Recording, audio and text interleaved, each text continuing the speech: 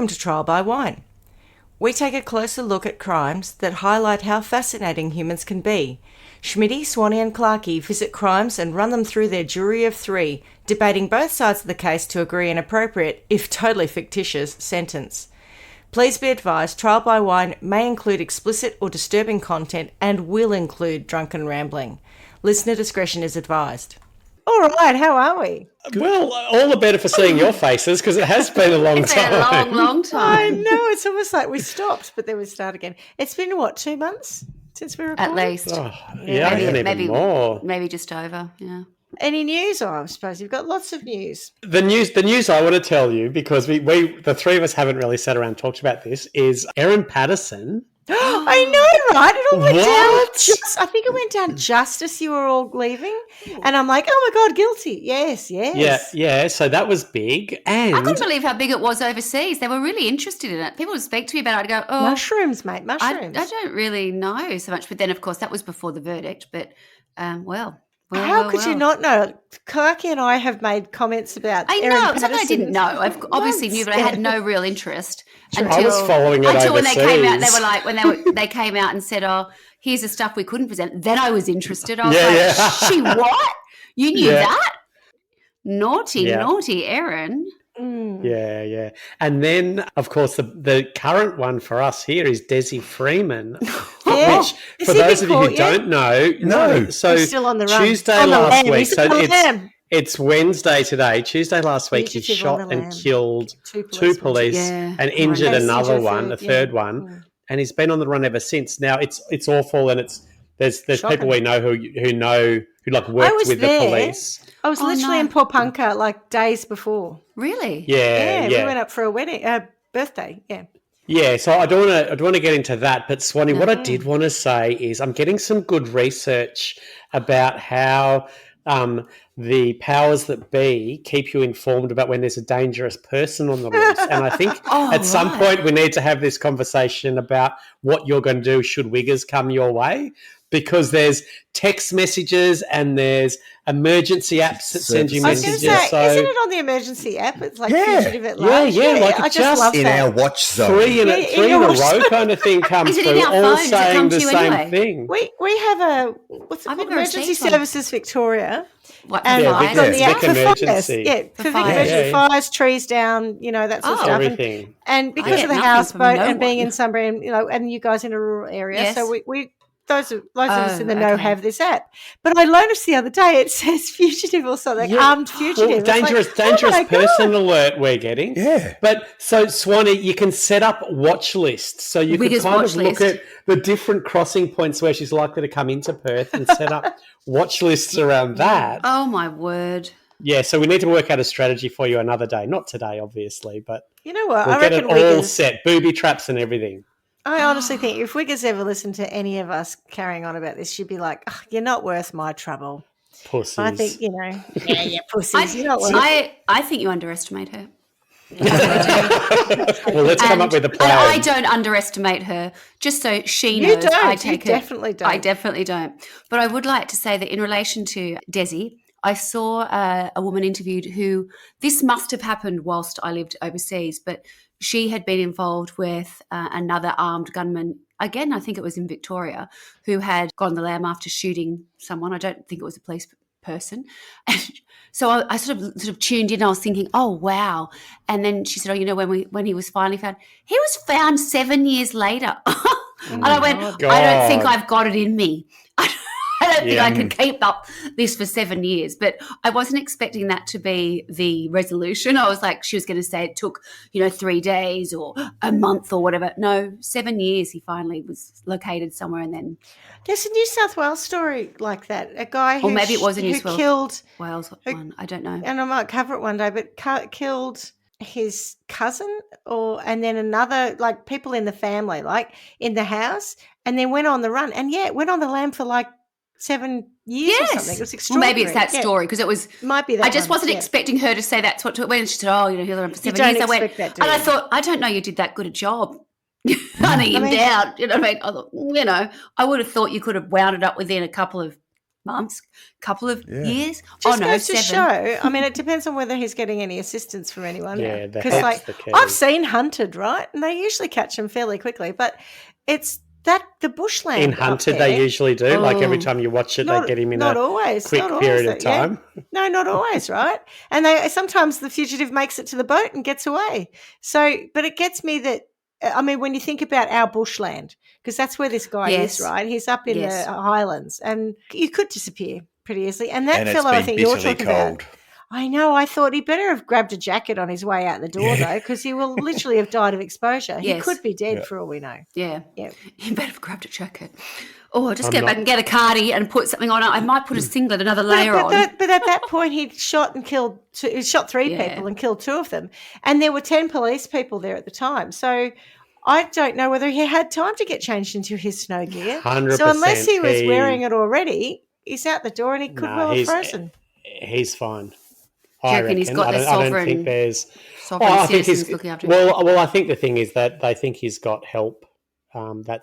So they're currently searching houses. I think they searched 100 houses today trying to find him or something. Wow, so Jesus. There's a lot going on. Whilst a less prepared, less knowledgeable person could easily perish in the shitty weather that we've had in those places. 100%, He's one of them.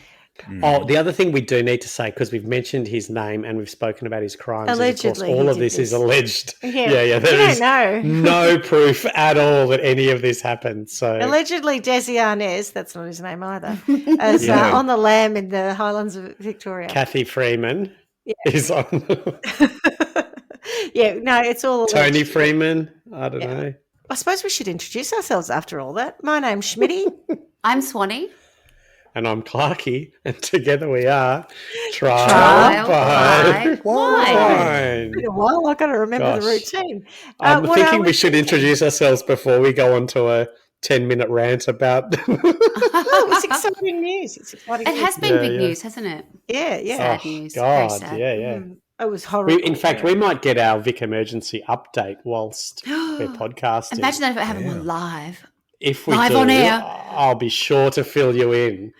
We've just got a new, I don't know what we'd call it, a device within the recording that we use. You may raise your hand with breaking news. We should breaking news. I can't imagine the noise I need to know. You know what I mean? I do. Yep.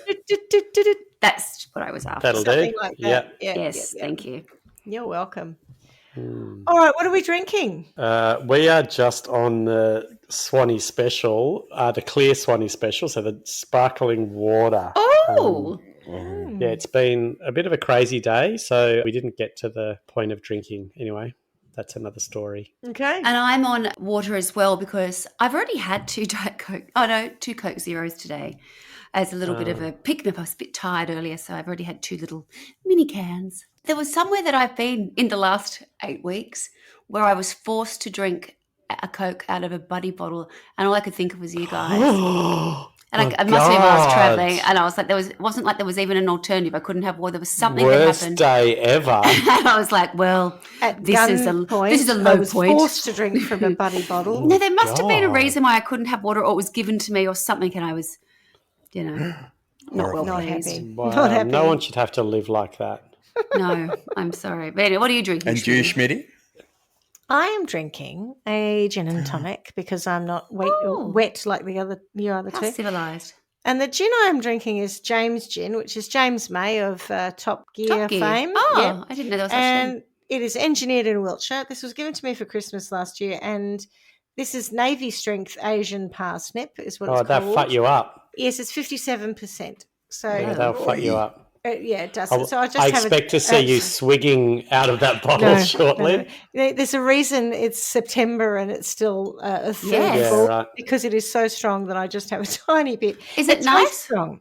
It's lovely. It tastes strong though. So, Oh. it'd be a bit too overpowering, I think, if you had Does too it much taste of like Fisherman's Friends? No, it just tastes like a good Navy gin. Yeah, it's nice actually. Yeah, better When than you I say thought it would be. Navy gin, I don't understand that. Does that mean as in like the Navy? Yeah, in the Navy, that kind of Navy. Yeah, I think the implication is that Is the it strong? people at sea have had strong stronger gin. alcohol. Okay, cool. Okay, I wasn't aware of that. All right, so shall I tell you a story? Please Oh, do. go I on feel like we've then. been waiting many weeks for I this. love that. I chose today's story because while you're away, I had a bit of feedback from some of our listeners. Well, two of them. And so that's like, 90% of our listeners. You've got to listen to the All of people. them. Some of them twice. It wasn't all of them, but two of them anyway. And they actually both independently reached out about the episode about Anita Cobby, the one that you did, Clarky. Goodness. Yeah. Yes. And they said Now it I'm was nervous. deeply upsetting. One of them said he was going to have to take a break from true crime for a bit because it was Me? no, not you. Is that He's the going story? to Right. The story was deeply I upsetting. thought the feedback was going to be on the way that I told that story. There That's was what I no was worried criticism. about. There was no criticism from either of them. The other Phew. one said, "Oh, I was listening to your show. It was so depressing." And I was like, "Yeah, it's a bad story." Oh. Yeah. But neither of them criticised the way you handled it. It was just that the story itself was incredibly upsetting. Yeah. You know, the senseless violence and the lack of remorse from the perpetrators and the loss of a beautiful person and really the waste of the lives of the young blokes involved in it as well. I mean, it was nothing short of depressing. So that's fair feedback, I thought. So, but I thought, and then of course, subsequent to that, I followed that with a series of other somewhat depressing stories, I suppose. And you will probably not remember because it was 2 months ago, but the last two stories that I covered were the family, remember, in South Australia. And you were Oh, both goodness. horrified by those. Yeah. So I wanted to find something that, whilst we are a true crime podcast, was a bit more uplifting, maybe. So this one's sort of uplifting in a certain way. And I think you'll get where I'm coming from as we progress, but someone does die. Oh, So- super. My sources for this story are blurredlines.com, medium.com, oxygen.com, oregonlive.com, maltco.us, mamamia.com, vocal media, Reddit and Facebook, allthat'sinteresting.com, and history and other things web.wordpress.com. A few classics there.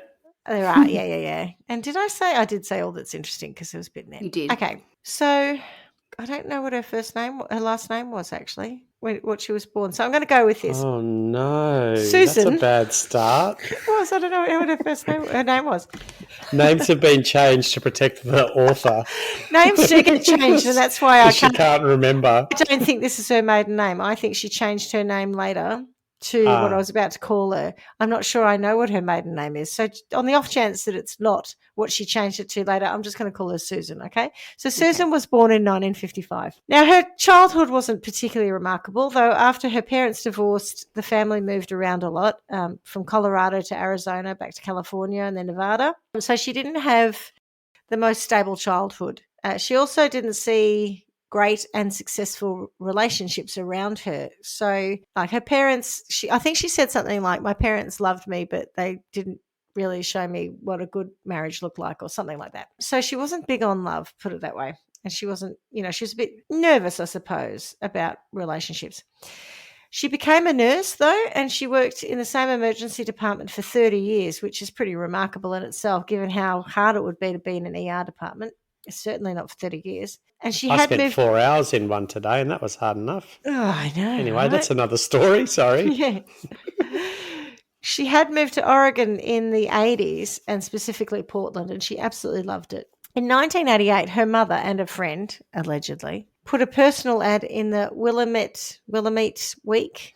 Was the friend local alleged paper. or which bit was Allegedly. alleged? You'll find out when I read the We ad. don't know you'll realise, if they put the ad in. Oh, right. Okay. No, we don't know if they're really a friend when you read the words of the ad. is what Right. I'm Yeah, saying. that's the bit I was trying to work out. Was Yeah. the friend alleged? Yeah. Yeah, allegedly her friend. And my next line was, and I say her friend was allegedly her friend because it read, someone different. Single white female, 33, overweight but not over life, seeks single male who wants more out of a relationship than just slender. How do you like that? Can you tell me what year is this? 88. Looking for a chubby chaser. We were happy with fat shaving in 1988. Yeah, no problem. clearly. And when did Single White Female, a movie, come out? After 88, wasn't I it? feel like it was after. I feel like it was mid-90s maybe. Yeah, because I don't think it's appropriate to start those sorts of ads with Single White Female anymore. 'Cause that just has completely different connotations. All I remember from that was the stiletto and the eyeball. Oh, that's a good one. 1992. There you go. Yeah, I was thinking, I there think we I was go. in the year 12. So there I you never go. watched it, I don't think. I couldn't be able to cope. I know. Shoe in the eyeball. Oh, stop it. Sorry, okay. So the ad then went on to say, active healthcare professional, enjoys exploring NW, which I think is the Northwest, interested in conversation, good times with someone who is intelligent, thoughtful, and full of humour. Must be emotionally, fiscally mature.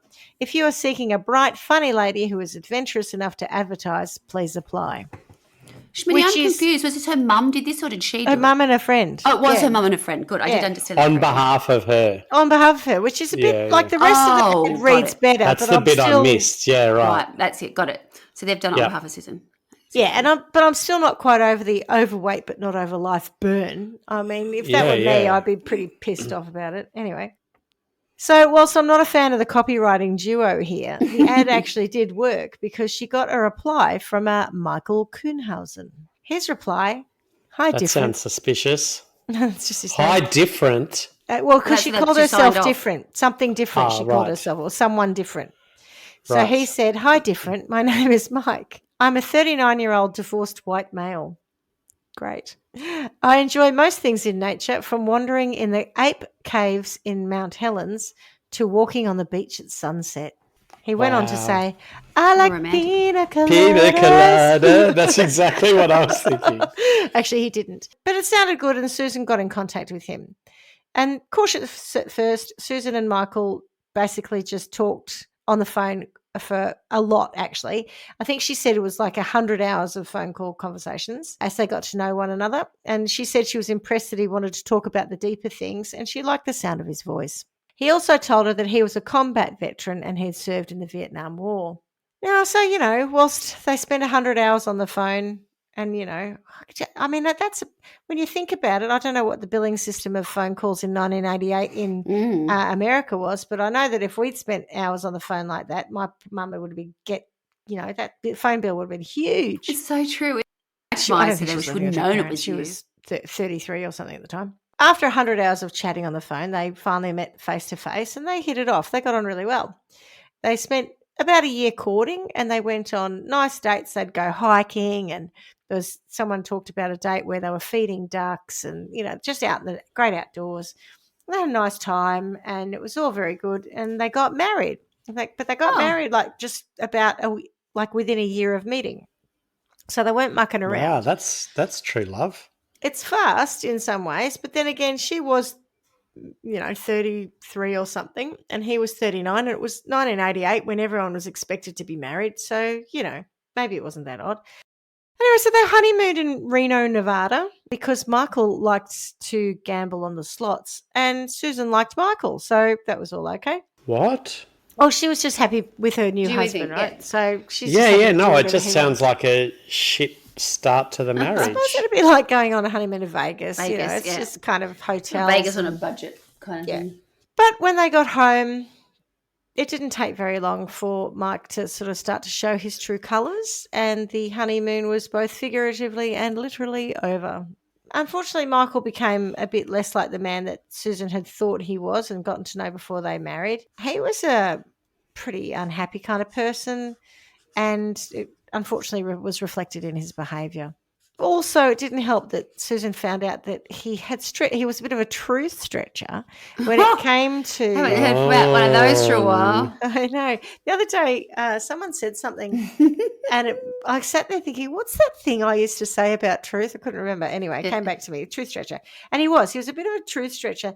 He had told her that he was a combat veteran in Vietnam, but she found paperwork from the army that said that he was a switchboard operator. So not quite the same thing. And whilst it's a very important job, I'm sure, it wasn't combat.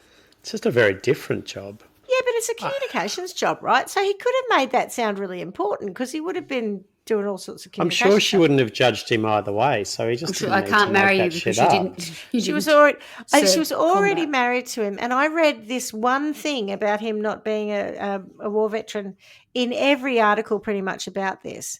So I think the significance was that he'd lied to her.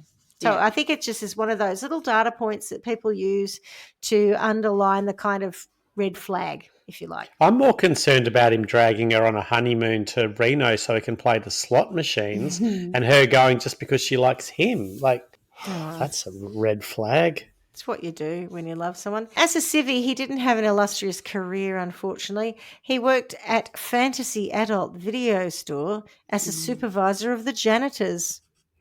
How's that for a job? What? I am the supervisor of How the many janitors. janitors did they need? Oh, imagine think being they a were janitor chained. at an adult store. I feel like there's something.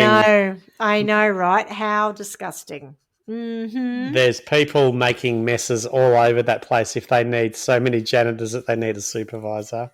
Get your mop and bucket out. I'm pretty Your sure face I talk says it about all, Swanee. it's not great. I think somewhere in this I talk about how gross that would be as a job. I I'm haven't sure. frequented many. Like I really haven't been in many. But when I was at uni in Canberra, which has its own sort of rather what's the word? Rather open Scene? sort of, yes. We used to be able to go to like an X-rayed shop, and there was a peep a peep show there. Yes. And we would go and we would have pizza, porn and peep. That was like a night out where a group of us would go. And I remember being, in reference to the janitor, you'd go into, it was like literally putting coins, and then there was someone sort of performing in front of you. I'll never forget leaving with the friends that I was with, and someone had a bit of toilet paper stuck to their foot.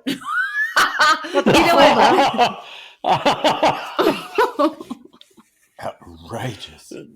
The performer had toilet No, paper. because we would be, we were in like these little, they're essentially Yeah, toilet yuck. cubicles that we had to go into and to watch. They're wank banks. They go in there and knock one out. Yeah, and we were all like giggling when we Which left. is why the Someone toilet had paper was stuck on sticking. there. And it was like, why they need toilet paper in a stall? Who would guess? But yeah, pizza, porn and peep at Canberra Uni. That was a thing. Well, thank you for bringing a great deal of colour to that, because I didn't go on and on about it because I was like, well, what if it wasn't what I think it was? But I had exactly the same thought, which was I don't know where you Supervisor. need janitors. Either that or it was a mega store, like it was huge and they needed a lot of cleanup, because you wouldn't need a suite of janitorial staff, No, it was right? all about You'd the either have the cleaning You guy wouldn't or need a the janitor. supervisor. You wouldn't need to supervise the janitor. The supervisor's the giveaway. Yes. this probably had private Yes. screening rooms, put it that way. And so if you Yes. were in a screening room to look at the new vids, then it needed a good clean afterwards. I feel ripped off because that mine was not a screening room so much as it was a screening cubicle. Oh my well, you God. don't need a lot of space. You just need enough room for, what is it, about 5-6 inches in front of you? You just, unless can you're honestly more- say I've never more been back to generously one apportioned. since. But you can always go up more instead of out. Well, it's quite a giggle at the If time. you've got a big knob, instead of going out, because, you might not have space. you have Just to go up. Yeah, that's right. Yeah. Anyway, I just get an angle, like diagonal. I don't know. How am I going to work this in here? Angle it however you How am I want going to work to this suit in the here? space. Which is why they need so many janitors, because it could be anywhere. oh, Well, it's just like it's a lever. Ooh. Oh my God, how did it get there? on the ceiling, on the walls, everywhere. So anyway, he took his frustration out on poor old Susan. Now, he wasn't, I'll just be really clear, he was never physically violent towards Susan. Oh, God. But he bitched to her endlessly about her spending money, and I think she was probably the person who earned more too. Shouted at her if she wanted to go out with her friends, complained endlessly about how life was shit and would never improve. Like, he was just a real Debbie Downer. And, or as Susan put it herself, he saw life as a shit sandwich. God. She's very eloquent, Yes. I enjoy her turn of phrase. He wouldn't go out with her anymore and was constantly checking up on her, where she was and who she was with. So to all intents and purposes, he just basically turned into a controlling mofo. Susan would go out of her way to not do things to upset him because she just wanted an easy kind of going life. And all he did was chain smoke, and apparently he was also addicted to Diet Coke, which, in fairness, Swanee, I think you just Give a guy a described break. me when I was about Picking on 29. him. Yeah, I was going to say, just totally describe me too. Yeah. Oh, certainly. He sounds really cool. All of a sudden, he sounds very sophisticated. fine. If you don't mind me saying, a Diet Coke and a little durry, like I mean, hi. obviously not from a buddy. Oh, not from a buddy. Yeah, no one said he was drinking it from No. Too the far. plastic buddy. I don't know. I've got an image of this really quite sophisticated guy with a small can, or maybe on ice, like squeeze with a a lemon, Vogue, with a a Vogue nice menthol ciggy. or a Yeah, Mac, yeah, nice Vogue thin one. Yeah. What were they? nice thin Sobranis? Vogue. What they call the Sobranis? I Something don't like remember that. his Vogue. Vogues or but in Europe the thin ones were like Sobranis Super or something. Slims? Yeah, Super Slims. Yeah. That's what he'd smoke. It's chain smoke. Yeah. Anyhow, I think that's where the comparison to you and I at 29 probably ends. Oh. Yeah. Ends. Okay, Yeah. Mike. Also, in fairness, he was 39 at the outset of this when we meet him, so he's not quite the same part of his life, us. time of his life as we were having. No. Anyway, so you would have thought that poor old Susan would have got over him pretty quickly, really, when you think about it. But she stayed with him for 17 years of marriage. Wow. And apparently they did have marriage counselling and all the rest of it. But eventually Susan told him to piss off because, she'd had enough. And he moved out of their home and he went and lived with his father. And Susan did realise that he was depressed and wanted him to be happy. But she also wanted to be happy for herself. So she just called time on it, which, is correct and the right thing to have done. And I bet he just took it in his stride, bless him, with his no Diet Coke and ciggy, Off he and went. he just went, I'll just all right, love. That's right. I said, all right, I said, Dal. Yep. Well, It's been fun. it's been fun. I'll take my shit All right. sandwich and I'll be out of here. Yeah. Don't mind me. No. So he got the heave-ho. You do you. That's right, you do you. This is before you do you was a thing. So Michael got the heave-ho in September 2005. So off he goes. 2005, you say? Yeah. I know you like to make notes on I've got my little timelines. dates. Yes, I've got my dates, yeah. So fast forward a year, and whilst the marriage had gone south and they were no longer connecting as a couple at all, she chucked him and that was that. Susan, I don't think, saw Michael as a threat to her. She's getting on with her life. She's working still. She's seeing the beginning of the opportunity to have a bit of freedom. She hasn't got this controlling dickhead around her anymore. As I said, he wasn't violent towards her prior. He was just a bit of a dick. So unfortunately, she didn't see the need to change her locks or the code on the security alarm of her house, which also happened to be the date of their wedding. That sounds bad. It was the anniversary date, so 12/10. It was I think it's a lesson to all of us. Even if it seems like your ex is benign, change your locks and your alarm code. Yeah. So on the 6th of September 2006, Susan went off to get her hair done after work. So as I said, she's a year out from having Michael gone. She's decided to change her hair colour and have a fresh new look. She's just doing what she wants to do. Now, after she gets her hair done at this place, she heads back to her place in Portland, her house. And when she gets home, she, undoes the security alarm and goes into the mudroom and finds a note in the mudroom. That's just stop. So very American, isn't it? Mudroom. Yeah. A mudroom these days, if you have one in Australia, like you're fancy and you're putting a It's mudroom mudding. Yeah. Yes, but is this fancy or is this just because they live somewhere that's really cold and really Muddy wet and they boots. need muddy boots because they're Portland, in Oregon. Yeah. So I think it's just Okay. that like little vestibule type Yeah, it area is a off little a bit, house yeah. where you take your shoes off before you walk into the Yep. house. But it does sound cool, doesn't it? She's Oh, not. mudroom. She's not in a big mud bath. No. Living it up. No. Like Lewis Litt. Champagne. No. So Michael's left a note in the mudroom saying that he couldn't look after the cats and he was going to stay at the beach for a bit because he hadn't been sleeping well and he'd see her on Friday or Saturday. And the thing was, he still came round on occasion and he did some house sitting for her for the cats, right? So she just thought, oh, okay, because she'd asked him to do that. And he's like, nah. So she didn't think anything of it. She, as I said, turns the alarm off. She heads into the house. She did then turn around and go back out to get some mail from the letterbox, comes back. And at some point she notices that the curtains are all drawn and she thinks that's a bit weird because I'd left all the curtains open. I do, like she's a creature of habit. Oh, I don't do that. This sounds creepy. It sounds creepy and I understand it because I don't do that either. Yeah, so I'm like, but again, she sort of didn't think anything of it or put it out of her mind, put it that way. So she goes into the house and she walks towards her bedroom and she's thinking something's not right. The room was dark and it was not usually dark and it all seemed quite off, but then again, she ignored her intuition. Now, before I get on to what happens next, I just want to call out a book called The Gift of Fear, Survival Signals That Protect Us from Violence by Gavin DeBecker. This book has been around, I think, since 1997. And basically it talks about the predictability of violence and describes pre-incident indicators called pins, that he calls pins. By being aware of and noticing these pre-incident indicators, pre-incident indicators, you can predict violent situations and avoid them pretty much. And it also talks about our own gift of fear, as in the instinct that tells us. I got a massive gift. I'm scared of everything. Yeah. The amount of people I must offend on not a daily basis, but like when I'll walk across roads. And I know, that's remember I feel when we bad first sometimes. met. Oh my God, yeah, I'm scared of everything. Yeah, I'm scared. You were terrified of me. I'll give you a pin. Yeah, yeah. Oh my God, that was so close. What? Yeah. Did you see that? No. See what? Oh, fuck. Fucking hell. Perfect timing. You got my text then, Tony. For the listeners, I turned around and my husband was silently standing in the doorway. It gave me a frigging heart attack just talking about exactly this. I felt the chill. I felt cold. And it's cold. It's your gift of fear. Oh, it's cold when I turn.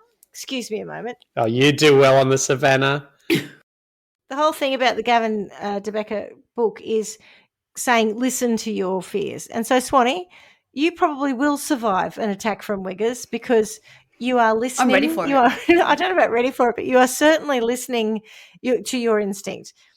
And I've got to tell you, I follow this girl on Instagram, this woman out of the US, and I probably wouldn't be able to find her if I tried because I don't actually know her name. But it comes up, usually daily with a tip. And I would say 8 times out of 10, I already know. Like she'll go and say, you need to do this, and I'd literally go, yep, I know that one. Yep. Captain Obvious. Yeah. I'm often think, yep, got it. Yep, I'd do that. And occasionally I think, must make note. But it's like Had that one. I'm pretty cluey, and I'm thinking, I bet you no one else I know is even remotely interested in this. Can I ask you, if you are parked next to a van, do you walk away or get in from your passenger side door to avoid crawl through? I read that the other day. Someone said you should do that because it could be an assailant trying to take you. Push in. Yeah. Do you do that, or you just walk away and get a coffee? No, the one that I was talking leave? about the other day was like when you look at people, and this has happened to me before, where you have to make eye contact or you backtrack. I'm a great one of that. If you think someone's following you, you turn back and you walk, and then you watch them. I'm very good at watching in the reflections. I've tried to teach my kids that as well, like watching in reflections in shop windows or on cars if someone's following you or whatever else. I'm kind of into that. And what you'll do is you stop suddenly and then change directions, and then you keep walking, but you're watching their reflection to see if they continue to track back and follow you. I watch people, and I don't know whether I think I've always done it. I don't think it's just because we do a crime podcast. No, I've done it. I think I've always done it. But the other day we were walking the dog, and there was a bloke, and it was an awful day, right? It was pouring with rain. So it was not lovely sunny weather where you'd expect someone to be in a park, 25 metres behind you. Yes. And this guy walks towards us at first. He sort of looked at us and I looked at him. And then, of course, because it's pouring with rain, we've got our coats on and hoods and stuff. And I turned around and he was behind us. And I just thought, this is weird. Why are you hanging around in the pouring rain in a park? That's unusual. So I was like, Tony, watch that guy. And Tony's like, what are you on about? I'm like, seriously? So anyway, he didn't try to kill us or anything. But I have that same thing where, and in fairness, I haven't been attacked. But then again, you wonder how many times have you avoided it by making eye contact with someone or being noticed, like letting them know that you've seen them and you've clocked it. Yeah. Don't know. Yeah. They say to do that. Yeah, exactly. I'm seeing you. I'm looking at you. So and always scratch them. Oh, get the epithelials under the fingernails and shit. That's a good one. Yeah, that's a really good one. You've always got to do that. Always got to scratch them or bite them or something. Maybe if they get close enough and that you're frightened, because otherwise you're just assaulting someone.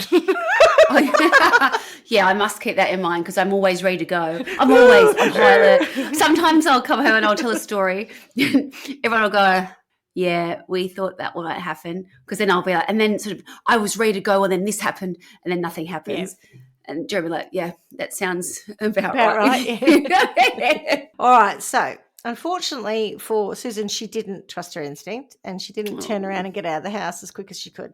So as she entered the bedroom, a man who had been hiding behind the door jumped out, swinging a claw hammer, and hit her in the temple. What? That escalated quickly. Just hang on, bear with me.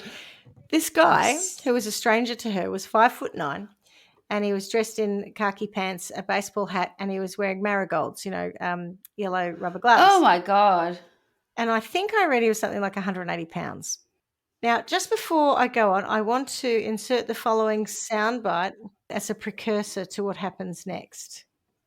Okay. Right. I don't have money, but what I do have are a very particular set of skills. Skills I've acquired over a very long career. Skills that make me a nightmare for people like you. Go, Susan. Yes, Susan. Gotta love Liam. Susan, and I can't remember the name of the podcaster I was listening to, who made the reference about Susan having a particular set of skills, but she did. She did. So, someone on YouTube. So I just thought that was quite funny. Now, Susan was quite a small lady. She was 5'4", so quite short, little lady. But as mentioned before in her dating profile, she was on the heavy side. So called overweight but not over life at 33. At this point, she's 51, and I'm going to hazard a guess she's a little bit more overweight and not over life.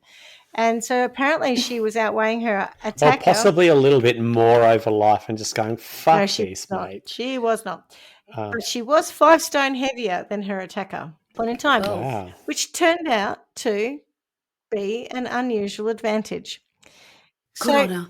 Also, she had terrible knees, unfortunately. She'd had some surgeries and stuff. So ordinarily, you'd think, no offense, Susan, short, pretty fat lady with bad knees, 51.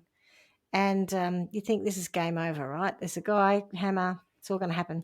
But Susan was trained in self-defense because being an ER nurse, she'd had to handle herself quite a lot. A lot. Yeah. And she'd done things like cracked people's chests open, and she's like a fucking ninja, isn't she? she's dealt with crazy, dealt with drug-addled people. Yep. She's had people, attack, it's all that sort of stuff. So she's actually learned how to handle herself pretty well.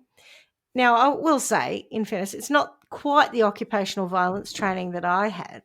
But hers was a bit more on the physical side. Mine was more theoretical. But anyway, not to say she was a black belt or anything, but she did have some understanding of techniques to defend herself, and she had a particular set of skills.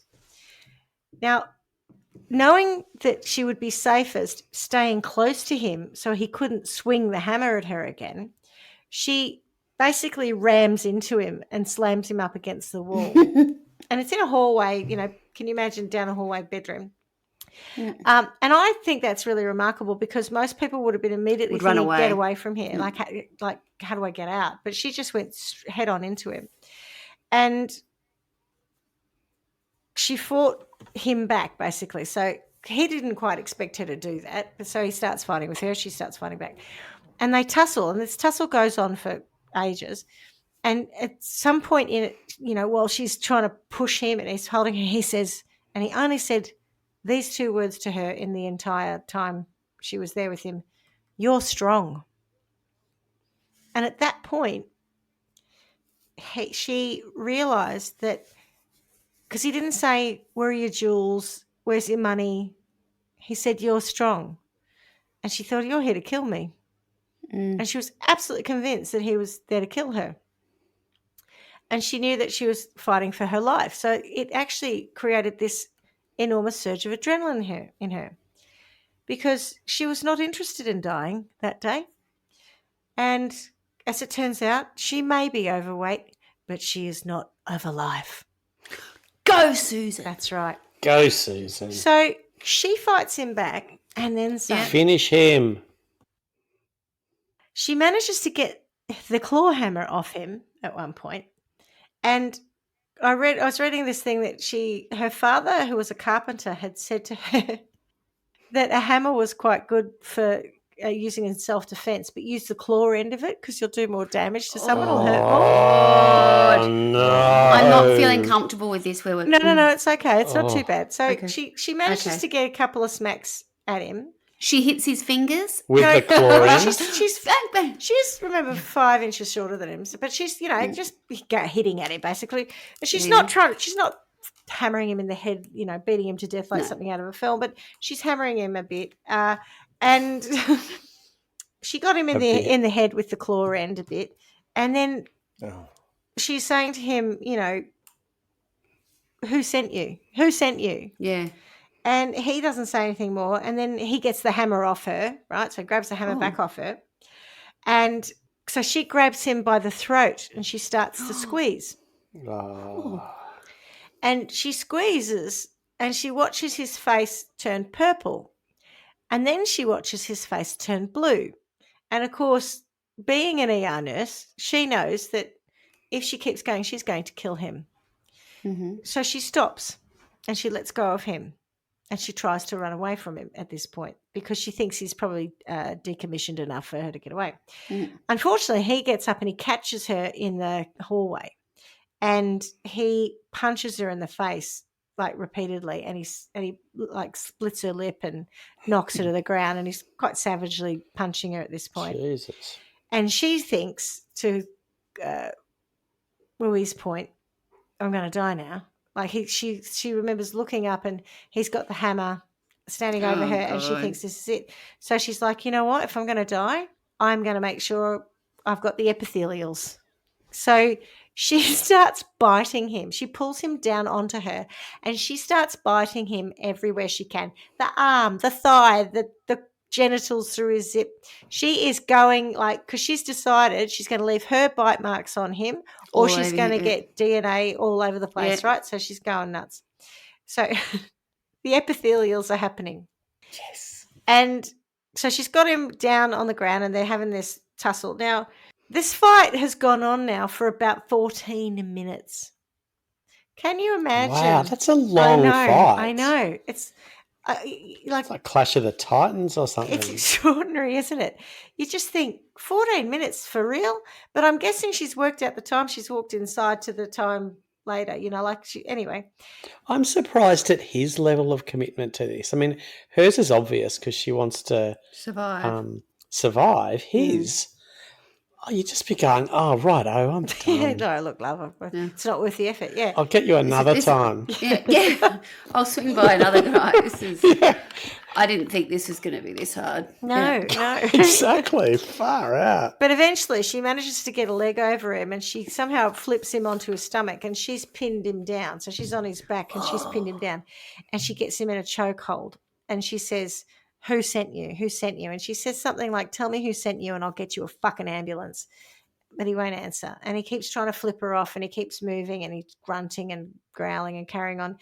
And then eventually he stops moving.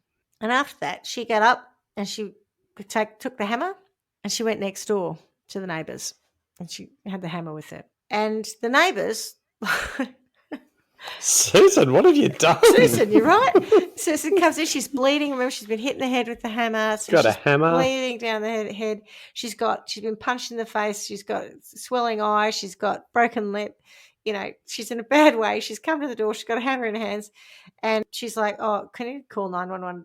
Guy next door's trying to kill me. Words to that effect. Yeah, hang on. Yeah. Come on in. Well, hang on a minute. So the neighbour, they're like, oh, no worries. Come on in, love. So the neighbour calls 911 and they say, oh, look, there was an intruder in the neighbour's house and he had a hammer and our neighbour is in our house now and she's bleeding and she has the hammer. And the dispatcher at some point says, does she need an ambulance? And they said, no, she's a nurse.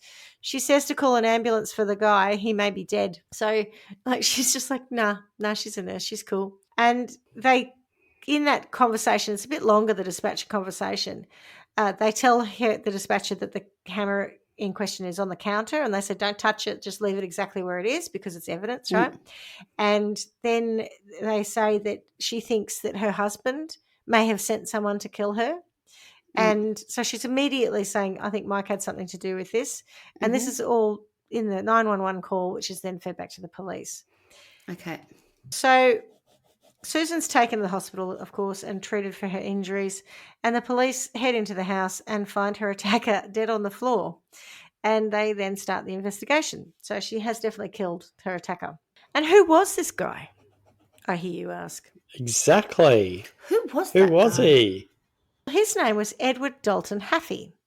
And Ed was a Vietnam vet who'd been born into quite a wealthy family and he used to like to play tennis and he had a pretty good upbringing. But he'd fallen into a life of crime and, to your point about his motivation for sticking in there, crack cocaine abuse. That's the way I could keep going. It didn't take the police long to find any of that out either because he had a rap sheet. So Ed had his ID on him, but he'd also left a backpack in the basement of the house. And the backpack had some bits and pieces in it, but of particular interest to the police was a daybook, which had an entry from Monday, September the 4th, and this attack was on the 6th of September. That said, call Mike. And then there was Jesus, a number. Mike's new phone number was in a manila folder, which was also in the bag. Yeah.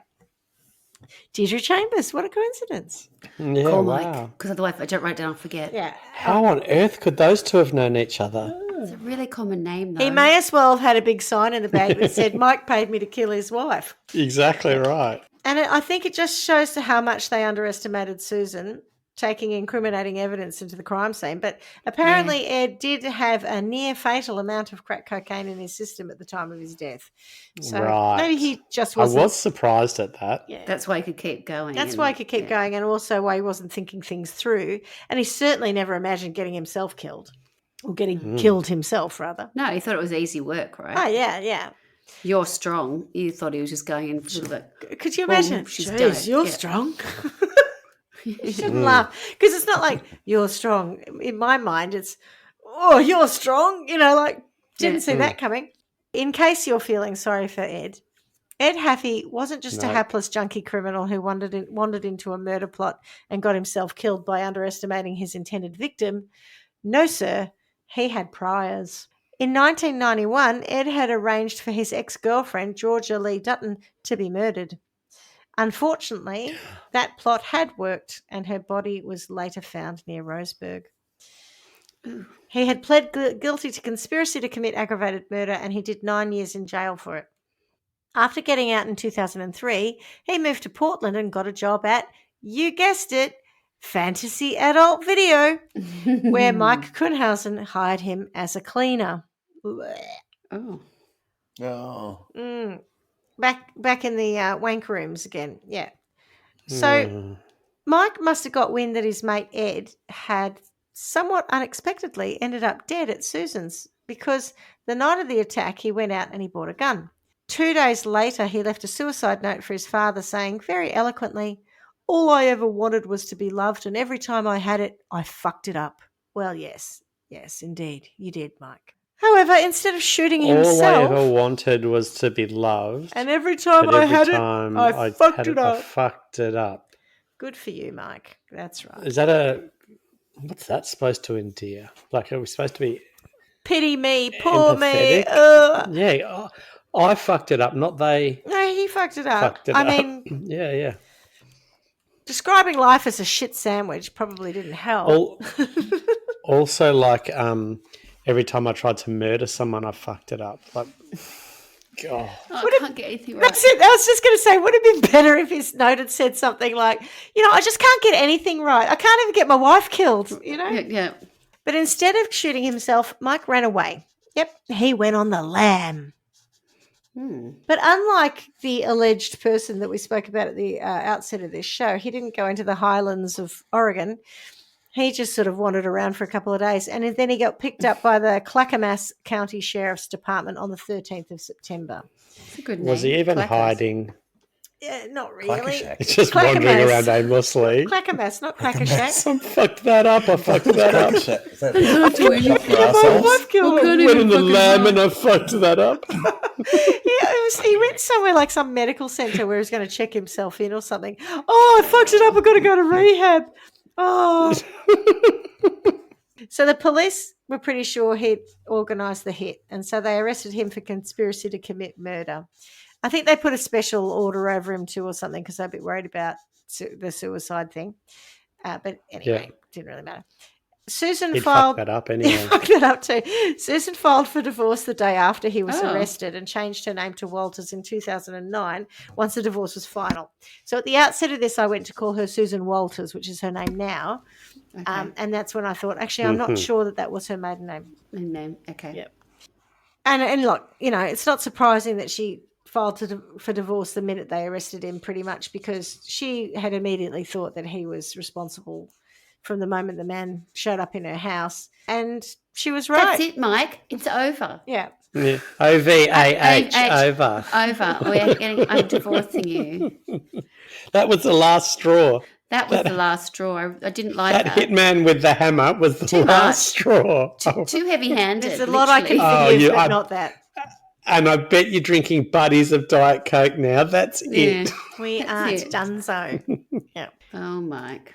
So as it turns out, if you're wondering why Mike did it, what the motive could have been, he had become unemployed from fantasy video some time prior. Oh, life insurance? Well, no. He found out that Susan had actually changed her life insurance beneficiary to her brother. And that might have spurred him on to do something drastic because they had a house that they'd paid off. So even though if they got divorced and they, sold it and split the assets, he would have got 150 grand because it was worth 300. I guess he just figured if we knock her off, I'll get it all because they were still married. So technically he still had that asset effect. The house. Yeah. Mike denied, of course, having anything to do with the attack on Susan. He told the police that just because he knew Ed, it didn't mean he did anything. What a coincidence. Yeah, must have been a Deirdre Chambers-like coincidence. Absolutely. Except Ed somehow knew the alarm code. Oh. And he'd gone into the house, and according to the records of the security system, he disarmed the house while Susan was still at work, which means someone had told him the code. But Mike said, no, I disarmed it. Wasn't me. No, it was me. I disarmed it when I put that note in the mudroom, and then I put it back on.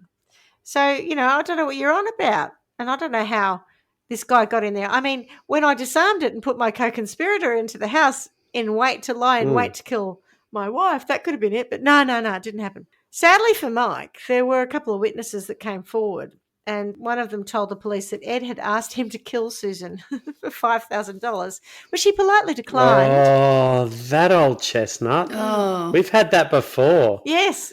Will you do it? Will you do it? Remember Swanee, you had the lady who wanted her daughter-in-law killed, and she was like shopping around for a killer for ages? Yep. Yeah. It was a bit like that, but this guy was an ex-prison mate of Ed's, and so they caught up on the outside, and he's like, do you want to help me kill this bird? And he's like, no, thanks. They referred to it as an insurance scam, but there was no insurance. It's the house money. Ed and he had gone to meet someone, and, of course, when he saw photos of Mike in the news, he realised that the person that they'd gone to meet was Mike. So he shopped him. And Mike wasn't the sharpest knife in the drawer when it comes to orchestrating his wife's attempted murder. So Mike pled guilty to soliciting Susan's murder, though he always said he didn't do anything, and he just took the plea deal to lower his time because obviously he didn't think that he was going to get away with it. Because, Fuck that up too. That's why I was laughing. Can't even get a good defence. Fuck that up too. That's right. Oh. He was given 10 years in prison, which doesn't really sound like much, but there you have it. He also tried to sue two people who'd given testimony to his involvement, but he didn't win because he fucked that up too. Fuck that up too. Oh, Mike. Oh, Mike. And as if you might really have are guessed, a dickhead. It's one of those things. He didn't need to organise a hit on anyone while he was in jail, so he got his sentence reduced for good behaviour, of course. In the meantime, though, while he's unsuccessfully suing people from jail, Susan, who from the time she chucked him out of her house had been enjoying her freedom for 5 minutes and moving on, she's now got PTSD. So she found herself always watching the doors in restaurants, circling the block in case she was being followed, changing her routine constantly, and just generally being paranoid that he'd try again or some criminal associate of his was going to try and get her. Yeah, which you would, right? Yeah. She'd been a very bubbly and outgoing personality before the attack, and now she described herself as a broken plate glued back together. Oh. She moved house in 2014, which surprised me that it took her that long, if I'm honest. I would have been out of that house immediately. The house she moved to had a gravel drive so that she could hear people approaching, and she bought a gun. Nice. And she learned to shoot. And she said if he came here, he wasn't going to get close enough to hurt me. I don't doubt her. She wouldn't fuck it up. No. Boom. I don't have money, but what I do have Yes. are a very particular set of skills. Well done, Susan. Yes. Yeah. Okay. Unfortunately, we're laughing, but she did say. The Susanator. She did, in her own words, say she was doing a life sentence for picking a bad husband. Yes. Well said. Well said. True, but as it turned out, she only did a sentence of 8 years because Mike died from cancer. That chain smoking might have had something to do with it. Just 3 months shy of his release from prison. Fucked that up too. Yeah. What sort of a loser waits almost the whole length of their nearly prison done here. sentence and then dies? dies. Do it in the first week. Save and- yourself the trauma. It was about a week before his birthday too, so fuck that up too. Yeah. Poor Mike. Not really. Look, and in fairness, it would have been horrendous for her if he'd got out and she didn't know where he was. That would have just, Oh, God. you'd just be going I think that's mad why from I'm the stress of comfortable it. laughing about the fact that he Yeah. died the way he did. Yeah. I'm not sure we should use the word loser, but I think it fits quite well here. Yeah.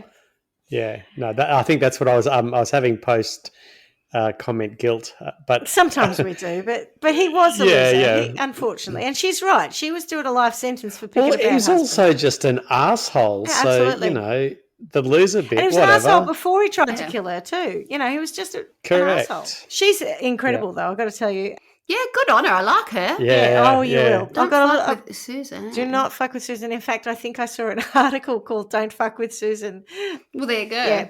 Brilliant. Mind you, I'm not sure that Mike would have gone after her because she was not someone to mess with. So she didn't face any legal ramifications for killing Ed because, Good. of course, it was considered self-defense. Thank goodness. I had a Yeah, terrible good. feeling when you were saying that she'd gone next door, and I thought, is Yeah, this leading someone? I don't want it to yes. be. That would just really frustrate me. Yeah, no, terrible. Yeah. But, you know, legally, no, but her morals and her dedication to the preservation of life took a really big toll too. Being an ER nurse, dedicating herself to people and the welfare of people, Of taking a course. life Yeah. was really significant for her. It would have been, but it's obviously what saved her life. If she Yes, hadn't but have I'm done not that and been sure- that training background. When I've heard her talk about it, she has really struggled with it. And Oh. so back in 2008, she was awarded with a Civilian Medal of Heroism. But again, she didn't really see herself as heroic, and she No. just saw herself as someone who did what they had to do to survive. Yeah. And she worked worked as a nurse up until the end of 2014. And I was sort of working it out about retirement age, I think. She's done work with the local police and she advocates against domestic abuse. I bet she does. Her boss once told her, when in the context of that award, they're not calling you a hero because you killed a man. They're calling you a hero because they want to believe, given the same circumstances, they too might survive. I Yeah. thought that was pretty impressive. She also received a letter from Ed Haffey's family, the man she killed. Oh. Yeah. And I haven't got it to quote verbatim, so the précis of it for me was they basically said they have no bad feelings for her, that she survived a guy who'd done some pretty bad shit, and in killing him saved others from a worse fate. So Wow. clearly no love lost there from the family. No. Yeah. That's really good of them to do that, though, I think so. because a lot of people wouldn't. She was struck. She still carries, I think, a degree of guilt over the whole thing. Yeah. In researching her story, I came across a Reddit thread where people were talking about it. And one comment referenced her victim statement, which I haven't been able to get down in it, track down in its entirety, unfortunately. Apparently, she spoke for 65 minutes and she held up pictures of herself in hospital after the attack showing her bruising. And she said something like because Mike's in the room, right, when she's giving this statement. Yeah. And he had said something like, oh, I'd heard from the police she was okay. And she holds up this image of her and she's got a massive black eye and she's got a split lip and she's just looking terrible. She's like, does this look like okay to you? And then at one point she says to him, if I ever believed you deserved to be dead, I would at least have had the balls to kill you myself. Oh.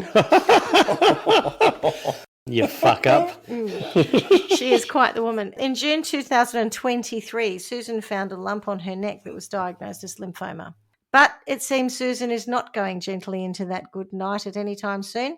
She told everyone on her, and this is her Facebook page, is called Nurse Kills Hitman by Susan Walters, that she is in remission. And that was in January 2024. So she's absolutely nice. indomitable. I've just gone and had a look at them. At what? At them, Mike and Susan, yeah. Susan, yeah. As I started to dig through the threads, I realised Susan herself had actually replied to some of the comments in Reddit. Oh. So I need to share some of these with you as they are the bomb. and look, I'm not good at referencing Reddit, right? I'm not very good at citing it. So on a thread where it said I don't know what that means. a hitman came to kill Susan Kuhnhausen. She survived. He didn't. Dreams in Red posted, a patient threatened her at work once after the incident. She laughed and told him to Google her name. Badass. Oh. To which Susan herself replied, he told me that he could snap my neck and not think a thing about it. A security was surrounding him to be escorted off property. There was a collective gasp from co-workers who knew my story. When the electronic doors were about to close, I said, you might want to Google me first. The door closed and co-workers burst out in laughter. A new guy didn't know and asked what was that about. Later he said, I thought she was just a sweet grandma lady.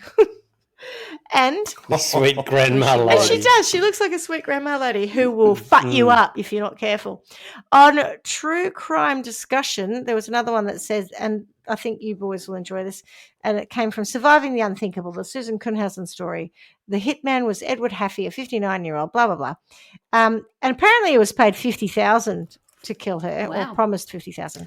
But that's more doing pretty well for being the janitor supervisor. Yeah, it's a lot of crack Had cocaine. he lost his job? Yeah, it's a lot of crack cocaine. Yeah. MZJ453 wrote, how was this not a biopic starring Kathy Bates?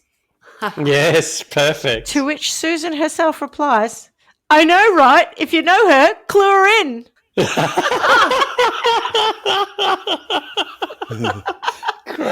So that is the Susan Walters story. There you go. Good on her. That bit about you saying she looks like I was a cheery granny or something. There's, when you Google it, there's all these really lovely photos of her smiling and looking really happy, and there's this one. Yeah. There's just a That's look Kathy about Bates. that, like, That's Kathy I'm Bates. gonna fuck you up. That's Kathy Bates in Misery. And that's the look she gave to the guy who said, I could just break your neck and not think twice about it. As she's just finished saying, Google me. Yeah. How good's that? Oh, funny go. lady. Wow, So that's a good thoughts? one. We like Susan. Yeah, and Susan, if you ever hear this, I know you don't need our validation or whatever, but, you know, you're incredible inspiration to a lot of people. And I just wish we were able to tell more stories about people who've survived things like this, because unfortunately more of our stories are the other way around. I mean, that day, imagine for her, whatever she set out to start, to do that day and all the plans she had, never would you think you're going to be killing someone who's come to kill you. My God. Fighting for your life, literally, in your For hallway. 15 minutes? I know. I mean, I can hardly even walk up a flight of stairs, let alone fight someone for my life. It must be the adrenaline, right? Because What would you do, Schmidty? Would you just say, get down here next to me, I'm just going to bite you and scratch and I don't have the energy. probably would just sit on their back, but I'm face trying and to smother them. Like, I like the fact that she was her weight was an advantage. I feel that's It was. good for I think me. that's a good thing, right? No, but it's true, I think. Could you just make it like a 2-minute fight and then whoever's winning at that point wins and the Just other call one has time to... on it. You know, Judy. Yeah. So it doesn't go on for another 13 minutes of exhaustion. Oh my God! Can you imagine it? You'd just be absolutely shattered at the end of that. And then, I could just picture her walking to her neighbours, like just stunned. Do you find that Been sometimes in the concussed, movies where it goes a little bit long and you think, I think we could have wrapped this up a little bit earlier? Yeah, That's exactly how I feel. It's like, when it starts, you think, we're nearly there, and then you think, It's still come not on, done. it's still not done. I mean, we know it's just- we know who's going to die in this situation or who's going to, There's the we Kathy could Bates scene, probably right? It's wind her about unbelievable. now. It's the Yeah. bit where she chokes him, right? And then he's down and she tries to leave. Yeah. And you think, that's the moment in the film where you think, 100% okay. And then they think, oh, no, they're drawing it out too. How did they recover from How that? did you get over that As so if... quickly? That's right. This is a little bit sort of indulgent with this fight scene. Yeah, We what don't a need lot to- this. Actually, turned out correct. But I must admit, when I read the accounts of the fight, I did have exactly that kind of movie Yes. idea. Because it goes through different, and like where they move, and then there's the next section, then there's the next section. And then getting then you down think, the this will be the hallway, last like, section, oh, the God. down the Yeah, hallway. yeah. And then her sort of walking out of the house at the end, exhausted next door, just going, What the? you're going to have to... Yeah. probably Can you call call 911? 911. Better We've got call a him an dead body ambulance. next He's door. dead, I Yeah. think. Can you put the kettle on and call 911 in that order? Oh, love. Yeah. Can you imagine, like, I said pet, I said love, I said doll, whatever. Oh, Listen to reason. I didn't see that going this morning on my bingo card. I wonder if, Exactly. like, a couple of times I You read reckon about you've had a bad day? him having a near fatal amount of cocaine in his system. I wonder, did the fight actually save him from dying from a cocaine overdose? Because he's like wearing it out and then gets choked out? Or, would he have died anyway? Probably not. I don't know. Does he get charged with being a drug cheat in that fight? Like if you're in the Olympics and you were boxing, you'd get banned for life. No more, mate. Too many stimulants on him. That's right. I mean, how terrifying. Performance-enhancing drugs. Oh, it's sort of like slapstick, but also terrifying. You know what I mean? Like it's 100%. It's. I don't know how you recover from something like that. Ever happened to you though? Like when she talks about going to the house. What a violation! When sometimes you walk in, there's just something that feels slightly off. Yes, and I know when someone's been in my house. I know. Yes, always when someone's been in my house. Yeah, but something could be just slightly different, or smells a door will different be or something. There's something. And you go, oh, I don't like that idea, or I don't like that feeling. Or sometimes you catch something in the corner of your eye and you think someone's walked down behind you in a hallway or whatever else, and you go, oh, and it was just there was nothing there. It could be haunted. That little moment where you go, oh, did I? No.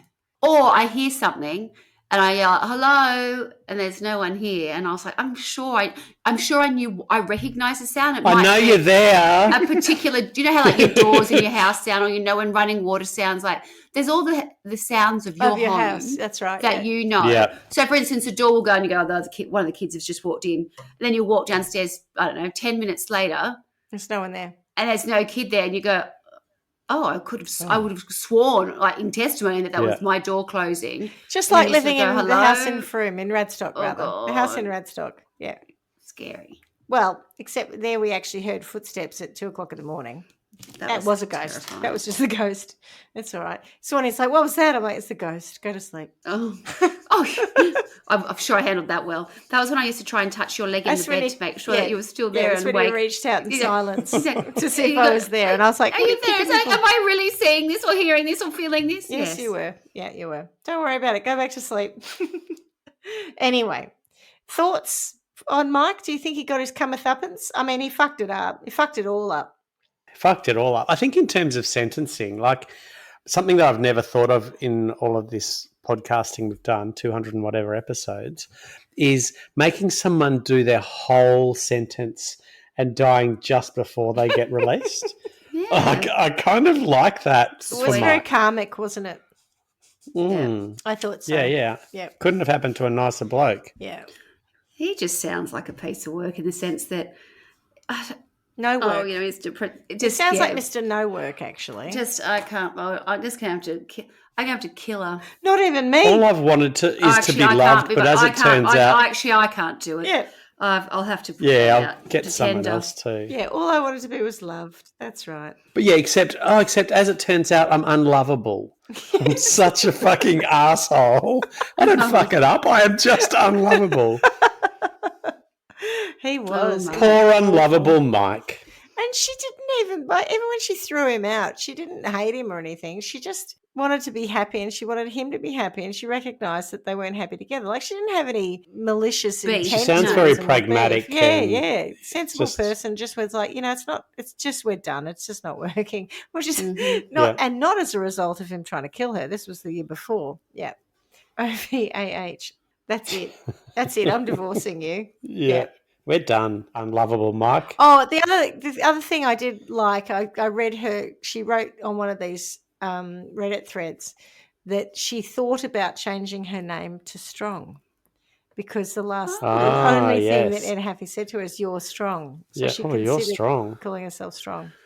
I like that. If I thought you deserved to die, I'd do it with my own hands or something. I loved it. Yeah, I wouldn't put it out to tender. Oh, exactly right. That's right. To some crackhead. If I ever believed you deserved to be dead, I would at least have had the balls to kill you myself. Oh, nice. She's awesome. She's literally a character of a movie, isn't she? She is. Yeah. She really is. She's the other thing she puts on Reddit a lot is she follows, and I suppose on Facebook, but she actually gives people like comments, advice, and stuff. And she does on occasion say, my husband hired a hitman to kill me, and she talks about the right time to leave. Like that's your exit sign. That's your exit sign. That's it. No, I think she does a lot of work with the police and she does with advocate groups on domestic violence. But I've seen her write things like, that's your exit sign. He's the arsehole. You need to go.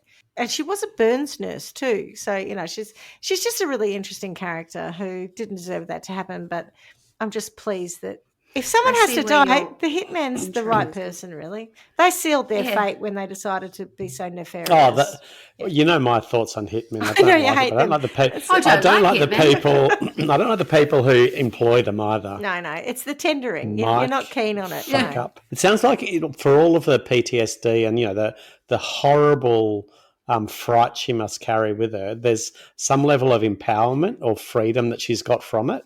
Mm-hmm. I think she always had it.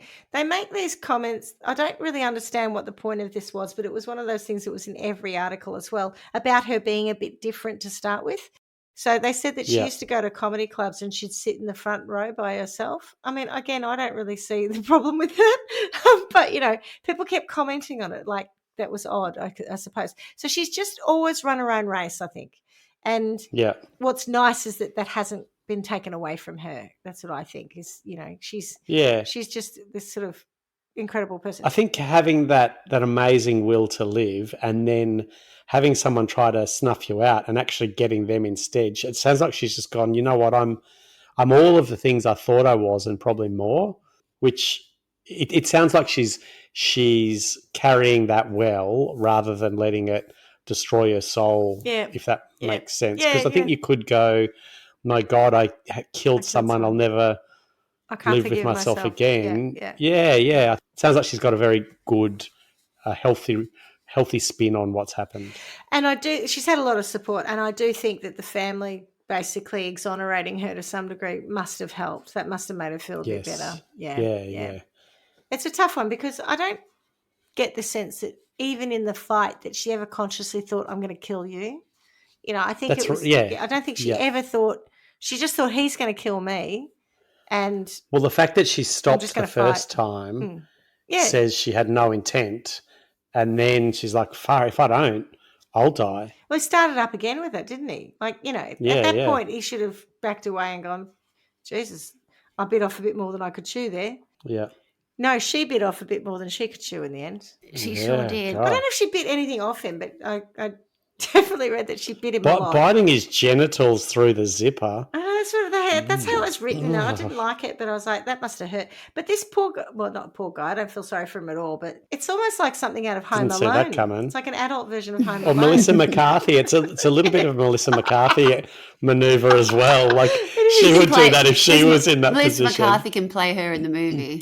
Yeah, I think, no offense to Kathy Bates, but I think Melissa McCarthy would be closer in age to when this happened. She was 51 when this happened. So, maybe they can cut to an older version of Susan later in the show. And it's Kathy Bates then. Yeah, that's right. Yeah.